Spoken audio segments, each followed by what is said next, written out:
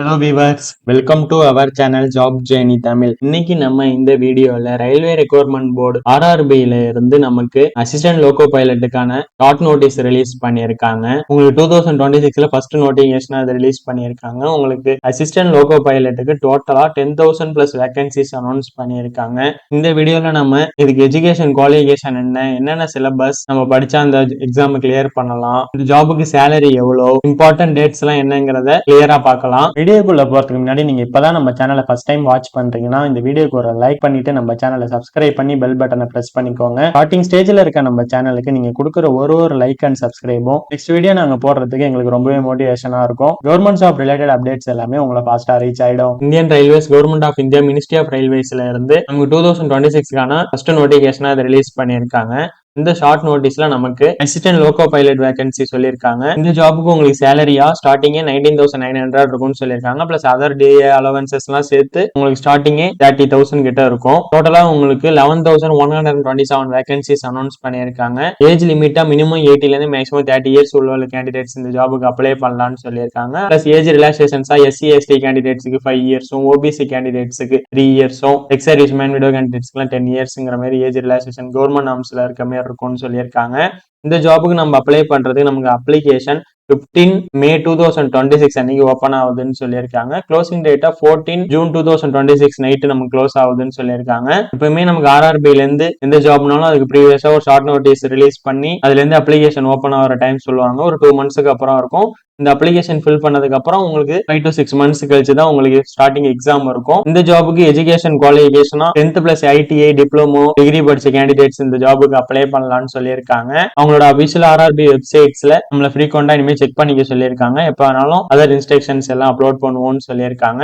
Application fill பண்றப்ப Aadhaar card use பண்ணி உங்களை ஃபில் பண்ண சொல்றாங்க. அப்பதான் உங்களோட நேம், டேட் ஆஃப் பர்த் எல்லாம் இதுல கரெக்டா மேட்ச் ஆகி வருங்கிறதுக்காக சொல்லியிருக்காங்க. நெக்ஸ்ட் இந்த ஜாபுக்கான நம்ம சிலபஸ் பத்தி பார்க்கலாம். உங்களுக்கு ஆன்லைன் அப்ளிகேஷன் முடிஞ்சதுக்கு அப்புறம் 6 months கழிச்சு தான் உங்களுக்கு எக்ஸாம் ஸ்டார்ட் ஆகும். இந்த ஜாபுக்கு செலக்ஷன் ப்ராசஸா நமக்கு CBT1, CBT2, computer based aptitude test, document verification இருக்கும்னு சொல்லியிருக்காங்க. உங்களுக்கு CBT1 மேக்ஸிமம் ஆகஸ்ட் டு டிசம்பருக்குள்ள நடக்கும். அதுல செலக்ட் ஆகி வர கேண்டிடேட்ஸுக்கு CBT2 பிப்ரவரி மார்ச் 2027ல நடக்கும். இந்த மாதிரி தான் ப்ரீவியஸ் இயர் நடந்தது. இந்த இயர் எப்படி நடக்குதுங்கிறத பத்தி பார்க்கலாம். உங்களுக்கு இந்த ஜாபுக்கு CBT1 கம்ப்யூட்டர் பேஸ்ட் டெஸ்ட் 1க்கு பேட்டர்ன் அண்ட் சிலபஸ் இங்க கொடுத்திருக்காங்க. உங்களுக்கு பேட்டர்ன் 60 மினிட்ஸ்க்கு எக்ஸாம் இருக்கும். 75 கொஸ்டின்ஸ் இருக்கும். ஈச் கொஸ்டினுக்கு 1 மார்க் இருக்கும். இந்த நெகட்டிவ் மார்க்கும் 1:3 ரேஷியோல இருக்கும்னு சொல்லியிருக்காங்க. நார்மலா CBT டெஸ்ட் 1 வந்து ஒரு ஃபில்டரிங் மாதிரி தான் பண்ணுவாங்க.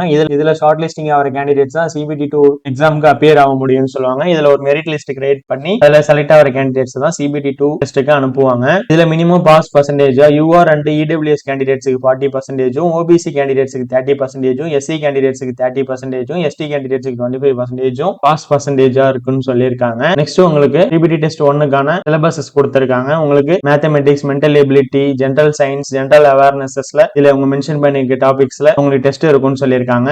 இதுல ஃபில்டர் ஆகி வர கேண்டிடேட்ஸ்க்கு CBT டெஸ்ட் 2 கண்டக்ட் பண்றாங்க. டோட்டல் நம்பர் ஆஃப் வேகன்சிஸ்ல இன்டு 15 டைம்ஸ்ல கேண்டிடேட்ஸ் ஃபில்டர் பண்ணி CBT டெஸ்ட் 2க்கு அனுப்புறாங்க. இந்த ரேஷியோ இன்க்ரீஸ் ஆர் டிக்ரீஸ் ஆகலாம்னு சொல்லியிருக்காங்க. நெக்ஸ்ட் உங்களுக்கு CBT டெஸ்ட் 2க்கான பேட்டர்ன் அண்ட் சிலபஸ் இங்க கொடுத்திருக்காங்க. CBT டெஸ்ட் 2 உங்களுக்கு 2 hours 30 minutesக்கு நடக்கும்னு சொல்லியிருக்காங்க. டோட்டலா உங்களுக்கு 175 கொஸ்டின்ஸ் இருக்கும்னு சொல்லியிருக்காங்க. பார்ட் A ல 90 minutesக்கு 100 கொஸ்டின்ஸ் இருக்கும்னு சொல்லியிருக்காங்க. பார்ட் B ல 60 minutesக்கு 75 கொஸ்டின்ஸ் இருக்கும்னு சொல்லியிருக்காங்க. இதுலயும் உங்களுக்கு 1:3ல நெகட்டிவ் மார்க் இருக்கும்னு சொல்லியிருக்காங்க.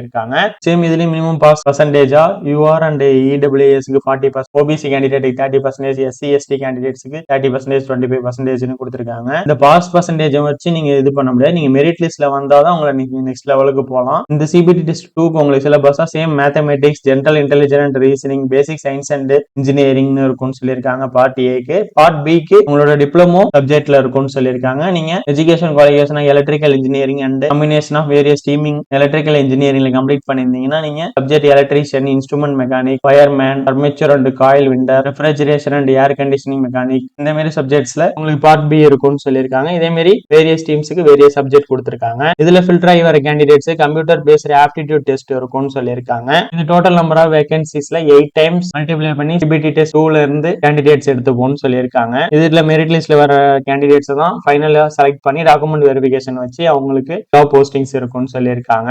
சோ உங்களுக்கு உங்களுக்கு டோட்டலா இந்த ஷார்ட் நோட்டீஸ் ரிலீஸ் பண்ணதுல இருந்து உங்களுக்கு அப்ராக்சிமேட்டா ஒரு 8 to 10 months கேப் இருக்கும் சிபிடி டெஸ்ட் 1க்கு. அதுக்கடுத்து ஒரு 2-3 months கேப் போட்டு தான் சிபிடி டெஸ்ட் 2 கண்டக்ட் பண்ணுவாங்க. நிறைய டைம் பீரியட் இருக்கு. நீங்க இந்த சிலபஸ் எல்லாம் டெய்லி ரெகுலரா படிச்சீங்கன்னா கிளியர் பண்ணிடலாம். இந்த ஷார்ட் நோட்டீஸ் லிங்க், இந்த சிலபஸ் லிங்க், அவங்களோட அபிஷியல் வெப்சைட் லிங்க் எல்லாமே இந்த வீடியோ டிஸ்கிரிப்ஷன்ல நான் கொடுத்துருக்கேன். செக் பண்ணி பாருங்க. இந்த வீடியோ உங்களுக்கு யூஸ்ஃபுல்லா இருந்துச்சுன்னா இந்த வீடியோ லைக் பண்ணுங்க, ஷேர் பண்ணுங்க, நம்ம சேனலை சப்ஸ்கிரைப் பண்ணுங்க. தேங்க்ஸ் ஃபார் வாட்சிங்.